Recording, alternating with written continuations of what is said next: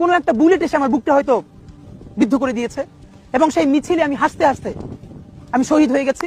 আমি তখন হাসতে হাসতে আল্লাহর কাছে ভীষণ সন্তুষ্টি নিয়ে পৌঁছতে চাই যে আমি একটা ন্যূনতম ওই জীবনটা লিড করতে পারলাম, যে আমি একটা ইনসাফের হাসি নিয়ে আমি আমার আল্লাহর কাছে পৌঁছতে চাই। হায়াত মউতের মালিক আল্লাহ, ন্যূনতম সিকিউরিটি নিয়ে চলাও হলো সুন্নাহ।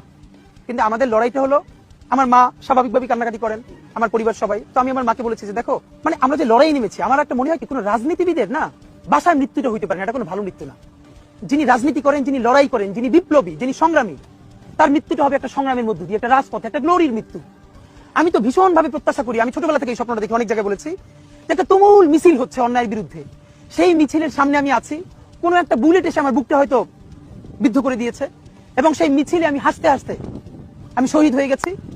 এবং সবাই যখন মৃত্যুটাকে ভীষণ ভয় পায়, আমি তখন হাসতে হাসতে আল্লাহর কাছে ভীষণ সন্তুষ্টি নিয়ে পৌঁছতে চাই যে আমি একটা ন্যূনতম ওই জীবন